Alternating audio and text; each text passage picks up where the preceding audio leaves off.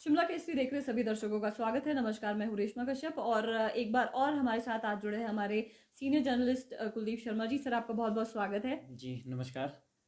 तो आज की जो सबसे बड़ी खबर हम आप सब लोगों के लिए लेकर आए हैं वो है कि कुछ जो कैबिनेट मंत्री है हिमाचल के, वो आज बड़े दरबार में हाजिरी लगाने पहुंचे। उपचुनाव के बीच में जो हम जैसे तस्वीरों के माध्यम से देखा भी गया, हमने अपडेट भी आप तक पहुंचाई कि हिमाचल प्रदेश में बीजेपी को जिस तरह से हार मिली है, उसके बाद ये जो सिलसिला हम देख रहे हैं, तो दो और जो मंत्री हैं वो आज बड़े दरबार में हाजिरी लगाने पहुंचे हैं।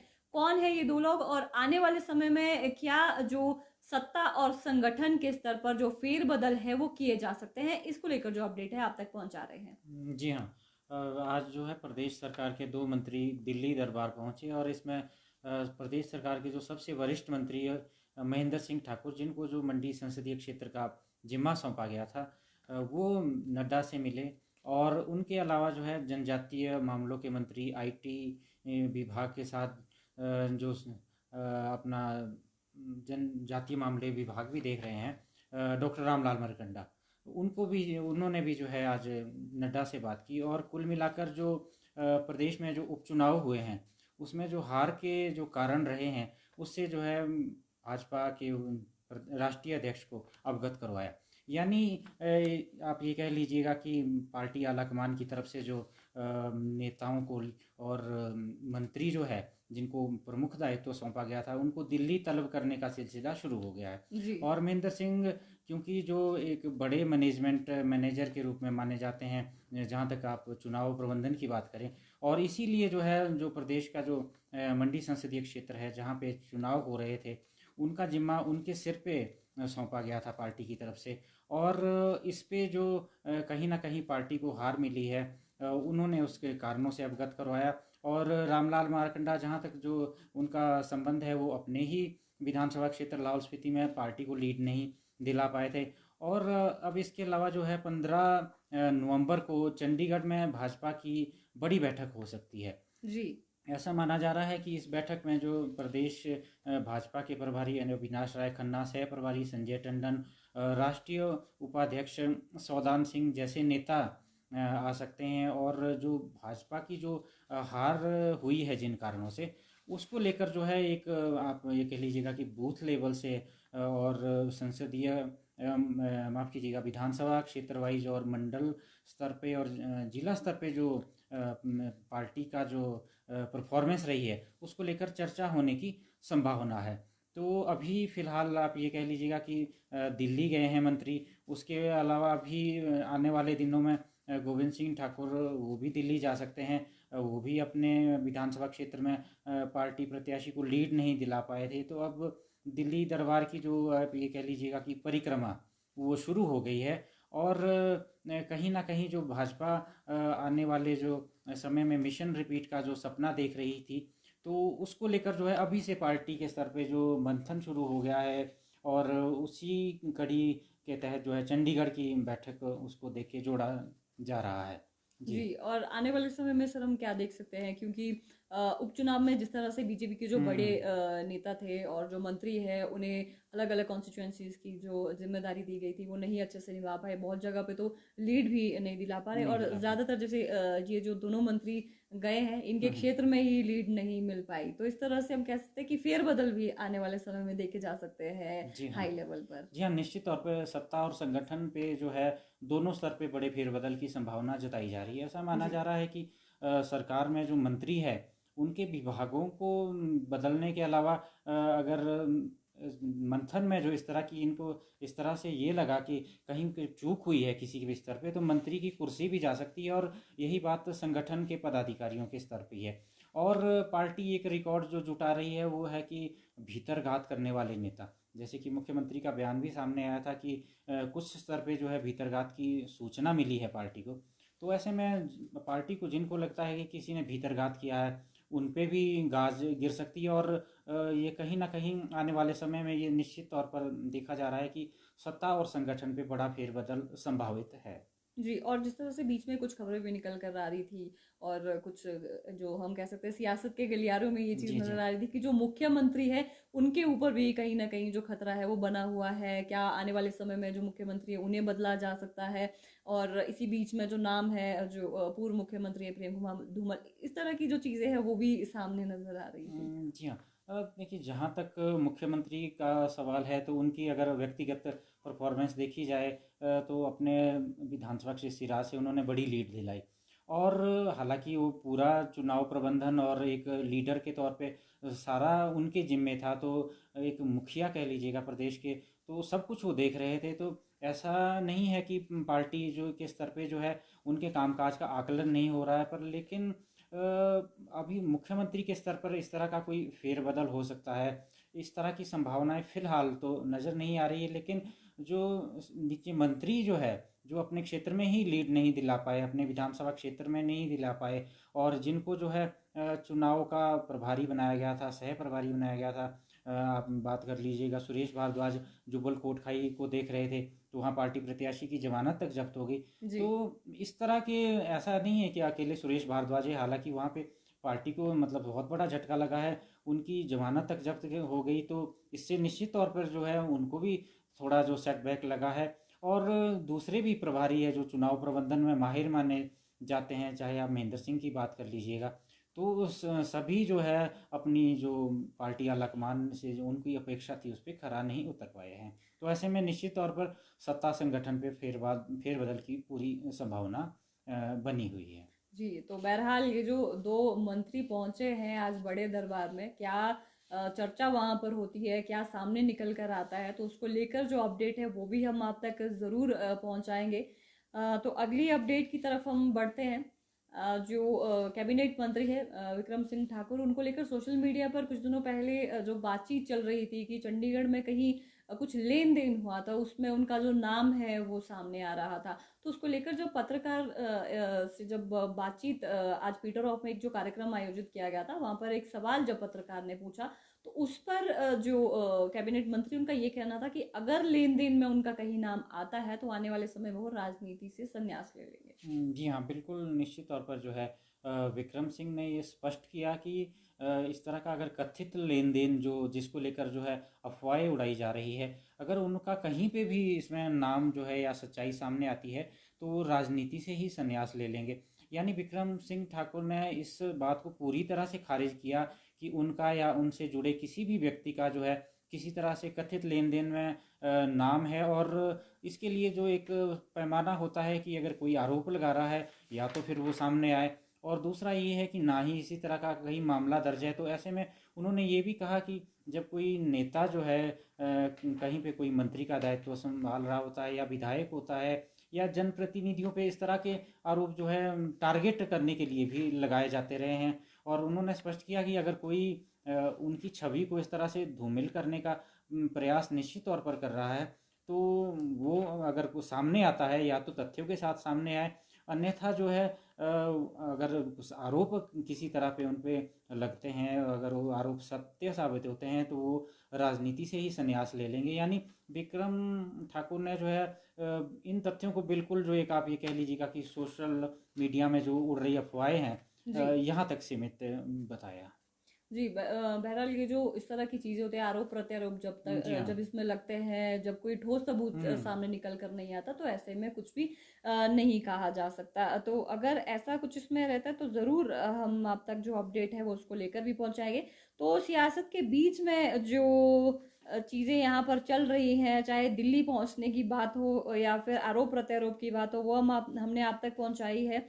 जो अपडेट है अगली जो खबर है वो हम आप तक पहुंचा रहे हैं स्कूलों को खुलने को लेकर। आज दिन के समय में एक जो नोटिफिकेशन है वो जारी की गई शिक्षा विभाग की तरफ से, जिसमें कहा गया कि जो सीबीएसई और आईसीएसई के जो स्कूल्स हैं वहाँ के जो स्कूल प्रबंधन है, अब ये उनके ऊपर डिपेंड करेगा कि उन्हें प्राइमरी कक्षा के जो बच्चों को स्कूल बुलाना है या फिर नहीं, ये उन पर डिपेंड करेगा। हाँ, ऑनलाइन हाँ। क्लासेस वो जारी रहेंगी और स्पेशली ये जो फैसला है ये विंटर वेकेशन जो स्कूल्स होते हैं वहाँ पर उनके लिए ये फैसला लिया गया है, क्योंकि पिछले कुछ दिनों में जैसे हम देख रहे थे जो विरोध के सुर हैं, जो अभिभावक हैं वो इसको लेकर काफ़ी ज़्यादा जो विरोध है वो जता रहे थे। प्रोटेस्ट भी कई जगह पे हुआ। शिमला की अगर हम बात करें, यहाँ पर भी जो प्रोटेस्ट है अभिभावकों की तरफ से किया गया था यहाँ पर, तो उसको लेकर अपने ही जो नोटिफिकेशन पहले 9 तारीख के लिए जारी की गई थी कि 10 तारीख से जो छोटी कक्षा के बच्चे हैं वो भी तीसरी से 7वीं कक्षा तक के जो बच्चे हैं वो भी स्कूल आएंगे।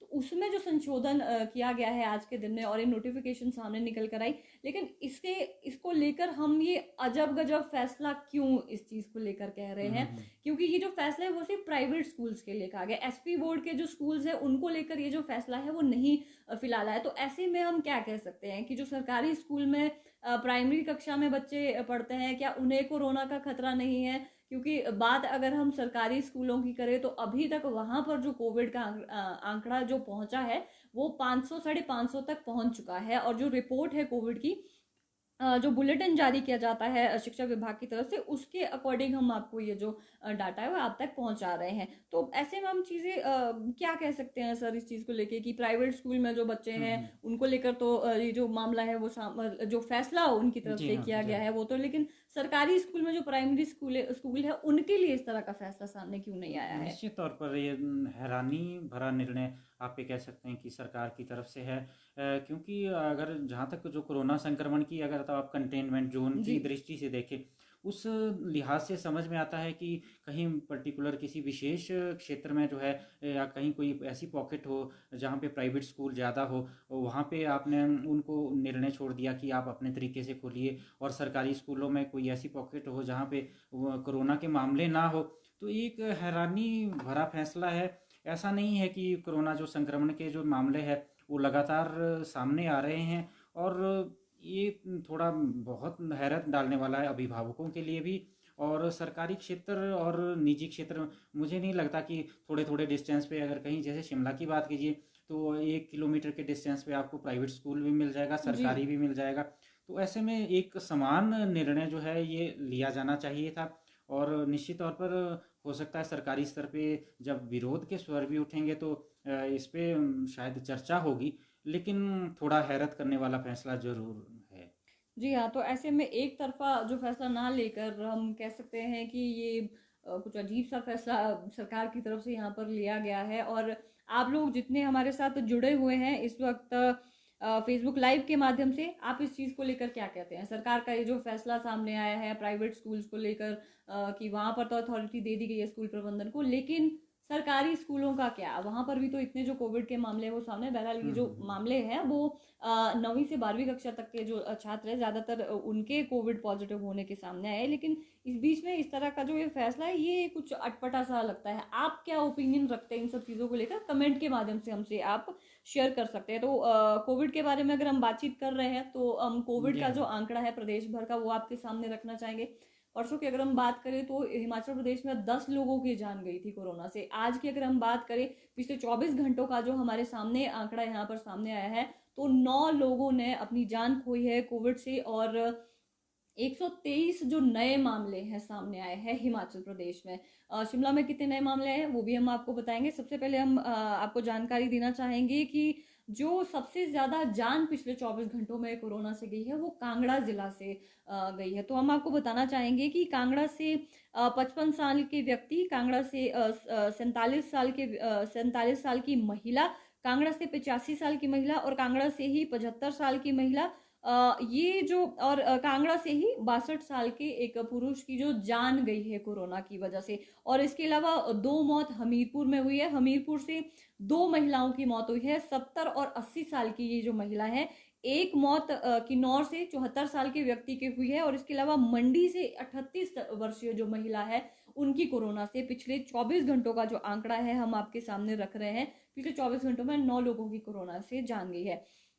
और ये जो नए मामले सामने आए हैं वो भी हम आपको बताना चाहेंगे कि कहाँ से ये जो नए मामले सामने आए हैं हम आपको बता दें। बिलासपुर से 6, चंबा और हमीरपुर से 21, कांगड़ा में 45, किन्नौर और लाहौल स्पीति से एक एक मामला कोरोना का नया सामने आया है।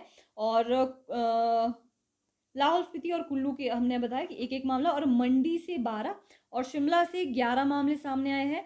सोलन से 12 मामले सामने आए हैं, और ऊना जिले से भी 12 जो मामले हैं वो कोरोना के सामने आए हैं। तो इसके अलावा हम आपको बता दें कि प्रदेश में अब जो एक्टिव केसेस है वो 1100 एक्टिव केसेस है, यानी कि 1100 लोगों का फिलहाल इलाज चल रहा है हिमाचल प्रदेश में। तो शिमला जिले की अगर हम आपको जानकारी दें कि शिमला जिले में कहाँ कहाँ से ये जो मामले हैं सामने आए हैं, उसके बारे में आपको जानकारी दे दें। शिमला जिले में जो मिलिट्री हॉस्पिटल है वहां से एक पॉजिटिव मामला सामने आया है, लोअर बाजार से एक, खलीनी से एक, संकट मोचन से भी एक, नेरवा से एक, कोटखाई से 3, कुमारसैन से 2 और बिलासपुर से एक मामला सामने आया है। तो जो कुल शिमला से कोविड के मामले हैं वो 11 मामले सामने आए हैं। तो लगातार ये जो आंकड़ा है वो हम कह सकते हैं बढ़ ही रहा है फिलहाल। स्कूलों से संबंधित जो कोविड का जो इनका बुलेटिन आता है आज सामने नहीं, क्योंकि आज छुट्टी है, सेकंड सैटरडे है, जिसकी वजह से स्कूल से कितने मामले वो हम आपको आज नहीं, सोमवार को बता पाएंगे, क्योंकि सोमवार को जो बुलेटिन है वो सामने आएगा, और कितने बच्चे पॉजिटिव नए सामने आएंगे वो भी हम आपको तभी अपडेट दे पाएंगे। अगली अपडेट की तरफ हम बढ़ना चाहेंगे कि जो दूसरी ग्राउंड ब्रेकिंग है उसके लिए जो प्रदेश सरकार है वो प्रधानमंत्री को न्योता दे सकती है। जी हाँ, जो दूसरी ग्राउंड ब्रेकिंग काफ़ी समय से आप ये कह लीजिएगा कि सरकार प्रतीक्षा में थी, बीच में उपचुनाव आ गए, इसके चलते जो है सेकंड ग्राउंड ब्रेकिंग टल गई। और अब ऐसा माना जा रहा है कि सरकार के जो 4 साल के जो कार्यक्रम होना है, उस अवसर पर जो है दूसरी ग्राउंड ब्रेकिंग हो सकती है। और ये दूसरी ग्राउंड ब्रेकिंग, इसमें जो है 20,000 करोड़ रुपए के निवेश को सरकार जो है ज़मीन पर उतारने का प्रयास करेगी।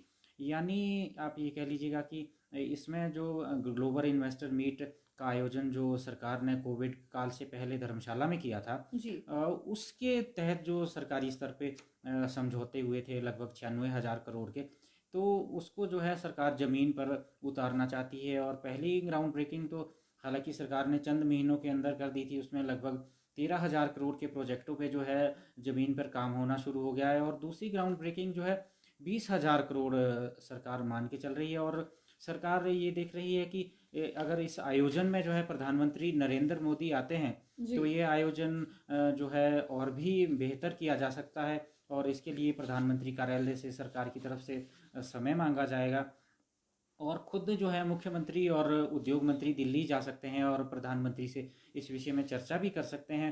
अब देखना ये है कि प्रधानमंत्री की तरफ से जो है 4 साल पूरा होने के अवसर पर समय मिलता है या उससे पहले मिलता है, और क्या वो एक्चुअल आते हैं या वर्चुअल आते हैं, ये भी देखने वाली बात है। लेकिन ये जो है पीएमओ से ही अपडेट मिलेगी। तो विक्रम सिंह जो उद्योग मंत्री है, उन्होंने आज यहाँ पे पत्रकार वार्ता में ये कहा कि जो हम दूसरी ग्राउंड ब्रेकिंग जो है वो जल्दी जो है आपके बीच करने जा रहे हैं। और इसके अलावा जो है 10,000 करोड़ के जो एमओयू है वो सरकार जो है दिल्ली में एक कनक्लेव इन्वेस्टरों के साथ करने जा रही है।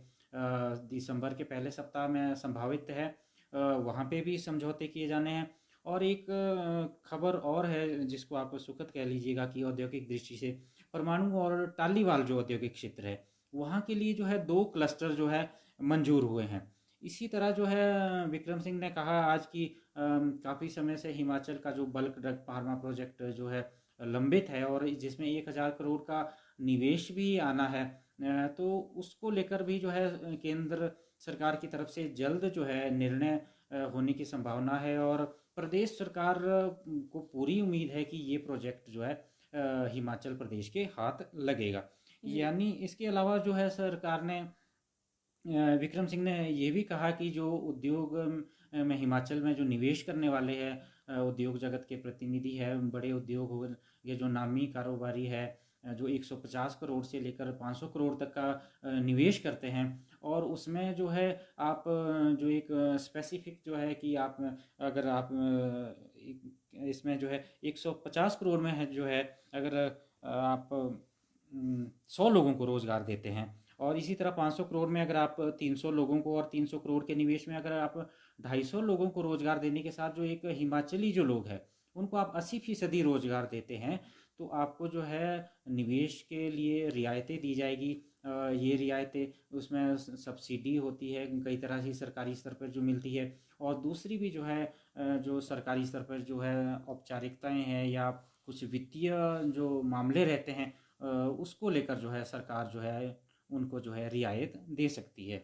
जी हाँ। जी, तो दूसरी ग्राउंड ब्रेकिंग में क्या हिमाचल के लिए सौगात निकल कर सामने आती है, क्योंकि अभी जो सरकार का टेन्योर है 1 साल का रह गया है और इस बीच में क्या-क्या नई जो सौगात है वो प्रदेश के लिए सामने निकल कर आती है, वो तो आने वाला वक्त ही बताएगा। और पीएम इसमें किस तरह से भाग लेंगी वर्चुअली, या जैसे सर आपने बताया कि वो जी हाँ। खुद यहाँ पर आकर पार्टिसिपेट करेंगे इसमें, तो उसको लेकर भी जो अपडेट है हम ज़रूर आप तक पहुँचाएँगे।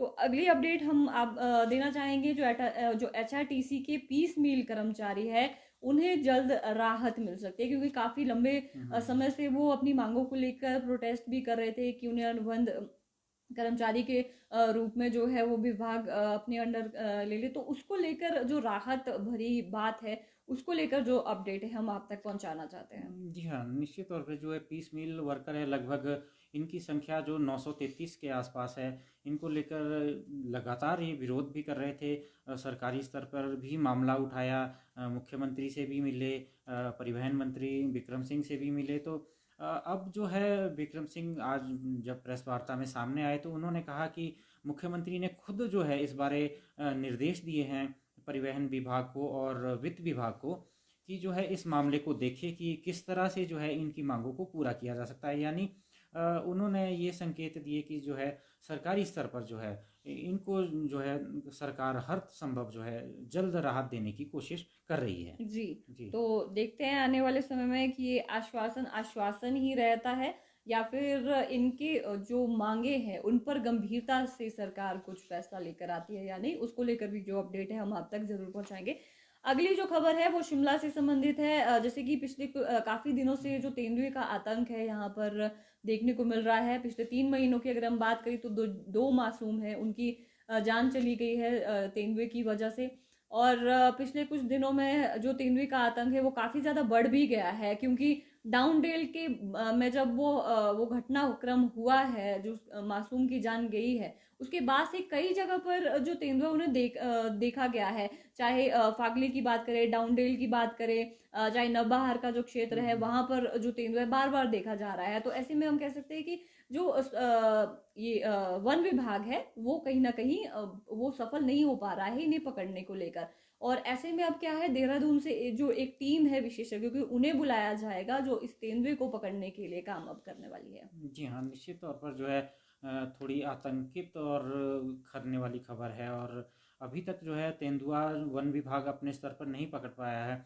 और दो बड़ी घटनाएं जो आपने देखा कि पीछे कनलोग में हुई और कनलोग के बाद डाउनडेल में हुई, तो दो बच्चों को अपना जो शिकार जो तेंदुए ने बनाया है। और आप शहर की बात कर लीजिएगा, शिमला से जो सटे उपनगर है, चाहे आपका टूटू है, आपका इधर विकास नगर है, शोगी का क्षेत्र है, और भी जो सराउंडिंग जो एरिया है वहाँ पर भी जो है तेंदुए को देखा गया है। और हालांकि जो शिमला में ही जो है बच्चों को उठाने की घटनाएं सामने आई है। इसके अलावा जो आप ये कह लीजिएगा जो ग्रामीण क्षेत्र है, जो पशुपालक है, वहाँ पर जो छोटे जो पशु है उनको भी जो है तेंदुए ने जो है समय समय पर आहार बनाया है। तो ऐसे में निश्चित तौर पर लोग जो है वन विभाग से नाराज भी है। और इसको लेकर आपने देखा होगा जब डाउनडेल की घटना हुई तो विरोध प्रदर्शन भी हुआ। और अब जो है विकल्प के तौर पे जब वन विभाग खुद जो है तेंदुए को नहीं पकड़ पाया तो अब देहरादून से जो है एक टीम बुलाई जा रही है। जी। जी, तो देखते हैं अब इसको तेंदुए को पकड़ने को लेकर कितना जल्दी ये जो टीम है वो कारगर साबित होती है। क्योंकि लगातार जो शिमला के लोग हैं वो डर के साए में जीने को मजबूर है, और विशेषकर वो लोग जिनके घर के आसपास जो है जंगल काफ़ी ज़्यादा। तो देखते हैं कितनी जल्दी इसे तेंदुए को पकड़ा जाता है।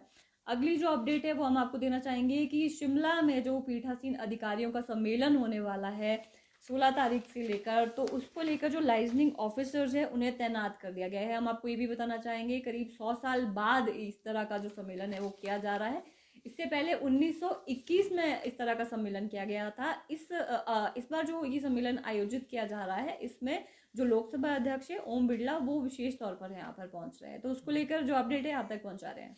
जी हाँ, बिल्कुल। पीठासीन अधिकारियों का जो है 17 और 18 को शिमला में सम्मेलन होने जा रहा है। और इसके लिए जो है आप ये कह लीजिएगा जो अतिथि है, जो हमारी प्रदेश के जो विभिन्न राज्य है वहाँ की विधानसभाएं हैं, विधान परिषद है, और केंद्र शासित प्रदेश और राज्य हैं उनके जो प्रतिनिधि जो है उनके आने का जो सिलसिला है अब शुरू होने वाला है। और इसके लिए जो सरकार की तरफ से जो है आज लाइजनिंग ऑफिसरों की तैनाती की गई और इसमें जो है 2 आईएएस अधिकारी के साथ जो है 35 एचएएस अधिकारी भी तैनात किए गए। यानी जिन अधिकारियों को शिमला आना है, जो नेता आने हैं, पीठासीन अधिकारी है, विधानसभा के अध्यक्ष है, इसमें विधानसभा के उपाध्यक्ष है, विधान परिषदों के अध्यक्ष उपाध्यक्ष है और विधानसभाओं के सचिव है, प्रधान सचिव है और उसके अलावा जो है प्रदेश जो सरकारें हैं वहाँ से एक वरिष्ठ अधिकारी को भी वहाँ से न्योता दिया गया है। मतलब आप ये कह लीजिए कि कुल मिलाकर जो है एक राज्य से जो है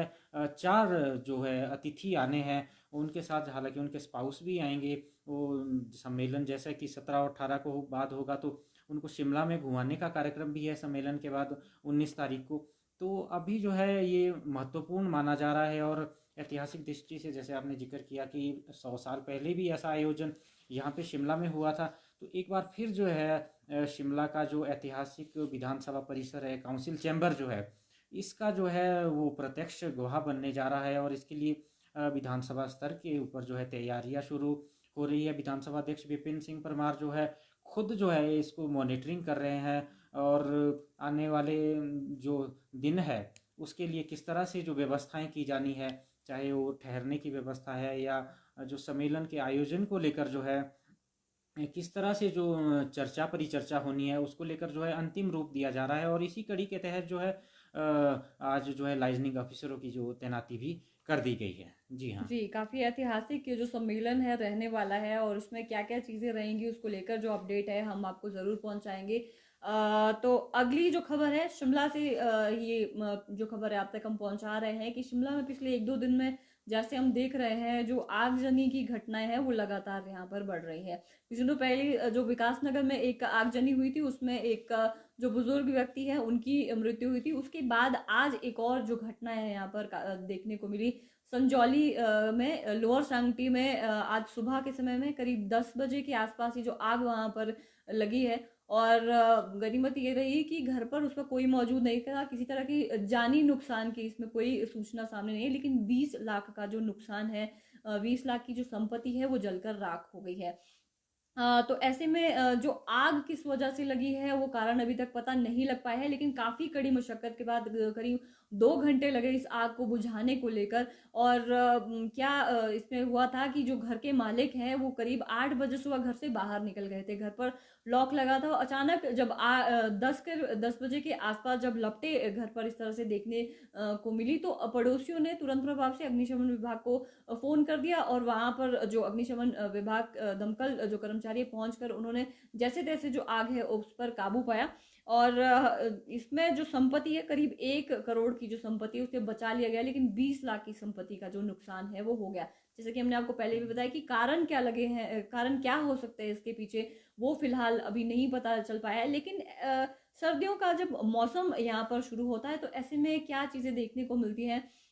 ठंड से बचने के लिए जैसे घर में आप लोग हीटर जलाते हैं या फिर जो दूसरे घर है वहाँ पर आप चूल्हा जलाते हैं या तंदूर जलाते हैं, तो इस चीज़ का विशेष रूप से ध्यान रखें जब घर से बाहर आप निकले तो कोई भी जो इलेक्ट्रिक अप्लायंस है वो ऑन ना हो, जी चाहे हाँ। हीटर है या फिर कई जगह पे जैसे सर देखा भी जाता है सुबह के समय धूप और आरती भी बहुत ज़्यादा जो लोग जी हैं हाँ। वो जी हाँ। करते हैं। तो ऐसे में घर से बाहर निकलते समय विशेष ये जो चीज़ें इनका आप ज़रूर ध्यान रखें, क्योंकि ऐसी चीज़ों की वजह से शॉर्ट सर्किट भी हो सकता है। आप हीटर अगर गलती से ऑन छोड़ जाते हैं तो उससे भी आग लग सकती है। ये जो छोटी छोटी चीज़ें इनको लेकर अगर आप ध्यान रखेंगे तो ऐसी घटना होने से ज़रूर बचा जा सकता है। तो बहरहाल इन घटनाओं के पीछे क्या जो कारण है वो तो फिलहाल नहीं यहाँ पर पता चल पाया है, लेकिन ये ज़रूर बात है कि शिमला में ज़्यादातर जो घर होते हैं उसमें अंदर घर के कमरे के अंदर का जो इंटीरियर है उसमें ज़्यादातर जो चीज़ें हैं वो लकड़ी से बनी होती हैं, जिसकी वजह से सर्दियों में यहाँ पर जो घर है वो ज़्यादा गर्म रहते हैं। तो इस तरह का जब आप इंटीरियर कहीं होता है तो विशेषकर इन चीज़ों का ज़्यादातर आप ध्यान रखें। घर से बाहर निकलते समय आप गैस जो है वो बंद अच्छी तरह से है की गई है या नहीं, आप हीटर अपने बंद की है या नहीं, लाइट्स अच्छी तरह से बंद की है, ये छोटी छोटी चीज़ें इनको आप ध्यान रखेंगे तो ज़रूर ऐसी जो घटनाएं हैं वो नहीं होगी और बड़ा हादसा होने से जो वो टाला जा सकता है। तो अगली जो खबर है वो क्राइम से संबंधित है, ठियोग से सामने निकल कर आ रही है। वहाँ के जो ठियोग के शहरी कांग्रेस के जो अध्यक्ष है अनिल ग्रोवर, इन पर अज्ञात लोगों ने जानलेवा हमला किया है।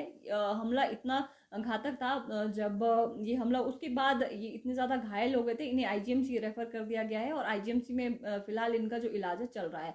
क्या ये मामला है, आपको हम बताते हैं कि जो देर रात ठियोग में एक जगह है कृष्णा गली, वहां से जब मंदिर की ओर जो अनिल ग्रोवर है ये जब जा रहे थे तो कुछ युवक ने इनके सर पर बियर जो बॉटल है वो उससे इनके सर पर वार किया और काफी गहरा हम कह सकते हैं घाव इनके सर पर लगा। उसी वक्त ये बेहोश हो गए थे और उसके बाद इन्हें वहां से उठाकर पहले तो जो ठियोग में अस्पताल है वहां पर इनका इलाज चल रहा था, सिविल अस्पताल ठियोग में, लेकिन हालत इतनी ज्यादा गंभीर इनकी हो गई थी, वहां से इन्हें फिर आईजीएमसी अस्पताल रेफर कर दिया गया। तो शुक्रवार का ये जो मामला है जो हम आप तक पहुंचा रहे हैं, तो उसके बाद से जो काफी रोष है वहां पर ठियोग में, व्यापारी वर्ग के बीच में भी वो व्यवसाय है, इस चीज को लेकर हम कह सकते हैं कि पुलिस की जो कार्यप्रणाली है उसको लेकर वो सवालिया निशान उस पर लगा रहे हैं कि क्यों अभी तक उनका पता नहीं लग पाया है जिन्होंने हमला किया है इस तरह से। और इसके अलावा जो वहां पर एक और जो चीज सामने निकल कर आई है कि मंदिर और उसके आसपास का जो क्षेत्र है वहां पर जो नशा करने वाले लोग हैं उनका अड्डा वो बन चुका है। उन्हें अगर कुछ चीज कही जाती है तो इस तरह से युवक जो नशा करते हुए वहां पर पाए जाते हैं। इसको लेकर बार बार पुलिस के सामने भी जो कंप्लेंट है स्थानीय लोगों की तरफ से की गई, लेकिन इस पर कोई भी जो कार्रवाई है पुलिस प्रशासन की तरफ से नहीं की गई है। एक तरफा जो पुलिस प्रशासन है वो बार बार उनकी तरफ से कार्रवाई की जाती है, नशा तस्करों को पकड़ा जाता है, लेकिन जब कंप्लेंट उन तक पहुंचाई जाती है, बताया जाता है कि वहां पर जो लोग हैं वो बैठकर नशा करते हैं, किसी तरह का हम कह सकते हैं कि जैसे ये घटना सामने निकल कर आई है, समय रहते अगर शायद पुलिस प्रशासन इस पर अमल कर लेता या कार्रवाई कर लेता तो शायद इस तरह की घटना सामने नहीं निकल कर आती है। पर बहरहाल क्या इसमें चीजें निकल कर आती है, क्योंकि जो अनिल ग्रोवर है वो कांग्रेस से भी संबंधित है, कहीं कोई आपसी रंजिश है, इस तरह का कोई मामला सामने निकल कर नहीं आता। जो पुलिस प्रशासन है इसमें फिलहाल जांच कर रही है, आगे इसमें क्या निकल कर आता है उस पर भी जो अपडेट है आप तक हम जरूर पहुंचाएंगे। तो फिलहाल के लिए तमाम जो अपडेट है हिमाचल प्रदेश की हमने आप तक पहुंचाई, सियासी गलियारों से लेकर क्राइम से लेकर कोविड तक। तो फिलहाल के लिए आप मुझे और कुलदीप जी को इजाजत दीजिए और तमाम अपडेट के लिए आप इसी तरह से बने रहिए शिमला केसरी न्यूज के साथ। नमस्कार। नमस्कार।